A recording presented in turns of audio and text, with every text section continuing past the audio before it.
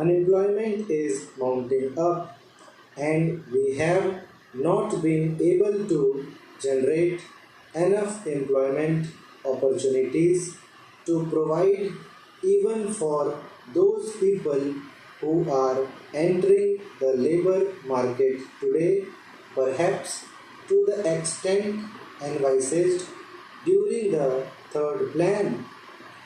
The point that I want to make is that it is not quite justifiable to take only one aspect of the third plan period, namely the exigencies of capital mobilization, out of the context of the general economic situation in the country. When we are therefore making this huge tax effort, we will have to apply our mind with equal seriousness, if not more, to see that the income generation in the community is as great as is envisaged, so that the savings and investments could be effected without disturbing unnecessarily the consumption pattern in the community.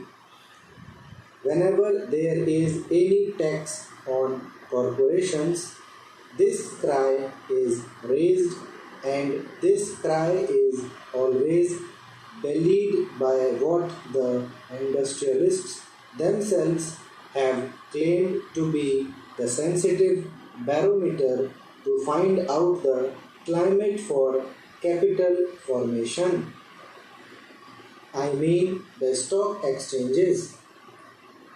This time, the stock exchanges have reacted quite favorably to the budget proposals as a whole, which clearly shows that whatever else may be the merit of the present budget proposals, it is certainly not anti capital. Last year also, the stock markets boomed up after the taxation proposals were announced. This time, though they were a little hesitant at first, ultimately I think they have realized that there is nothing wrong with the taxation proposals, and they are now merrily mounting up.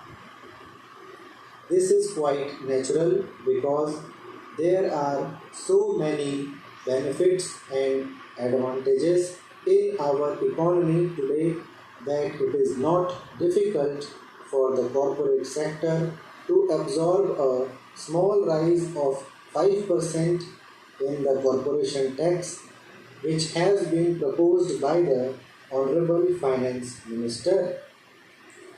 The economy of the nation today is more or less a closed economy because, due to the lack of external finances, imports have been virtually prohibited. There is a lot of planning in the country which makes risk bearing rather unlikely, and because of the regulation of the economy, internal competition is also not very great. The risk bearing capacity, which is claimed by the industrialists, really forgetting large profits and large yields on their investment, is almost non existent in our economy today. Our markets are expanding very fast, and the money generated is much more than the production of commodities, with the result that there are shortages in almost every commodity. It should not be difficult for the industrialists to absorb the small rise of 5% in the corporate tax.